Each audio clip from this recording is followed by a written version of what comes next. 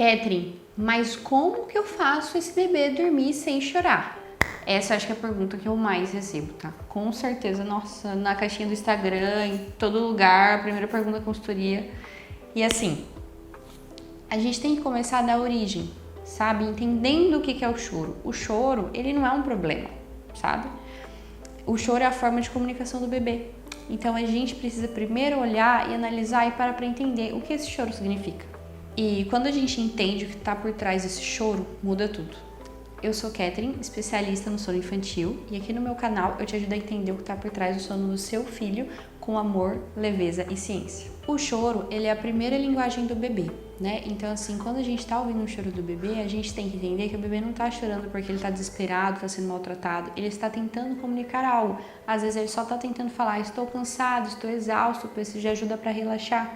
Sabe? Então a gente tem que olhar com tranquilidade para esse choro, observar e tentar entender essas nuances, o que esse choro está querendo dizer, o que essa criança está comunicando. E eu friso isso, o choro não significa que seu bebê está sendo maltratado, tá bom? Ou que você está fazendo alguma coisa errada, ele só está te comunicando algo. Então olhe para essa forma de linguagem do bebezinho. E uma explicação científica para te deixar mais tranquilo relacionado a isso, é o que? Nós, seres humanos, a gente tem o córtex pré-frontal, que fica aqui na frente do nosso cérebro. E essa região ela é responsável por controlar as nossas emoções, os nossos impulsos. Só que o bebezinho, ele não tem essa região aqui desenvolvida. Então, por isso, ele é fisicamente incapaz de controlar os próprios impulsos. É por isso que qualquer desconforto, qualquer frustração, ele realmente vai se descontrolar e vai chorar. Se nós adultos não tivéssemos essa região desenvolvida também, a gente com certeza ia agir igual. Imagina você, mãezinha, após uma noite de privação de sono que acordou às vezes 6 vezes para atender o bebê na madrugada, o bebê que está despertando muito, aí levantou cedo, começou o dia, foi trabalhar fora, voltou para casa e o bebê ainda está estressado por algum motivo, ou então o marido ainda não chegou, enfim, qualquer coisa. Nossa, você ia sentar e chorar, sabe? Ia ficar assim, meu Deus, eu não aguento mais, eu tô muito cansada, eu tô exausta, eu não consigo dormir, eu ainda tive que trabalhar, sabe? Então assim, o bebezinho se sente assim também, tá bom? Essa imaturidade faz parte. Portanto, um bebê choroso ali na hora de dormir, ele não tá em sofrimento, mas ele tá expressando um cansaço, uma exaustão por conta de uma imaturidade cerebral. Tá bom, Kathleen, então quando eu saber que esse choro passou da normalidade, né? Que o meu bebê tá chorando e não tá normal isso.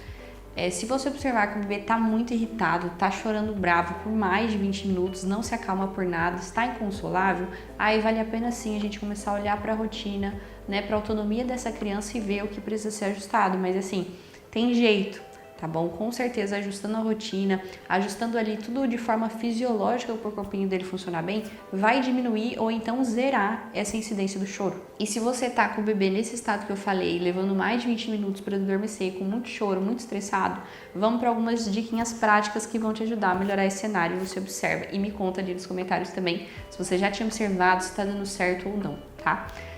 Primeira coisa é a gente entender a janela de sono do bebê. Então assim, colocar o bebê para dormir quando ele realmente começar a apresentar cansaço. Bocejou, ficou vermelhinha a sobrancelha, tá esfregando os olhos, puxando a orelha, puxando o cabelo, uma irritação leve. Mas assim, se o bebê começar a se irritar demais, começar a chorar, você já tá perdendo a janela, tá? Já tá perdendo o prazo.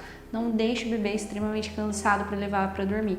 Porque quanto mais cansaço ele tiver, lembra que ele vai chorar, que ele vai se descontrolar emocionalmente, como eu expliquei? Então, quanto mais cansaço ele tiver, mais descontrolado ele vai ficar, mais dificuldade ele vai ter de se relaxar por isso. E ajustar esse ambiente também é muito importante. Então, assim, o bebê tem que entender que naquele recinto ali ele vai relaxar e ficar tranquilo para adormecer.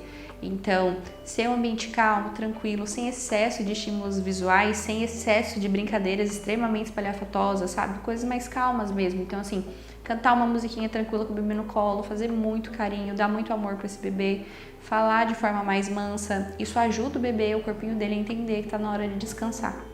Até porque se o bebê estava num ambiente muito agitado, brincando com familiares, vendo TV, irmão jogando bola do lado, enfim, toda aquela confusão, ele vai precisar de um ambiente, uma situação ponte antes de iniciar a soneca, né? Então uma atividade de transição nesse sentido é muito legal. Então assim, recolher o bebê, ficar uns minutinhos ali sozinho com ele, fazendo essa questão de dar muito amor, dar muito carinho e conversando de forma mansa, né? Cantar uma musiquinha.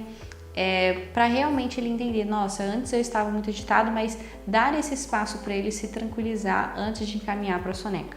E uma coisa que você precisa ter sempre em mente, sabe? É que dormir é fisiológico.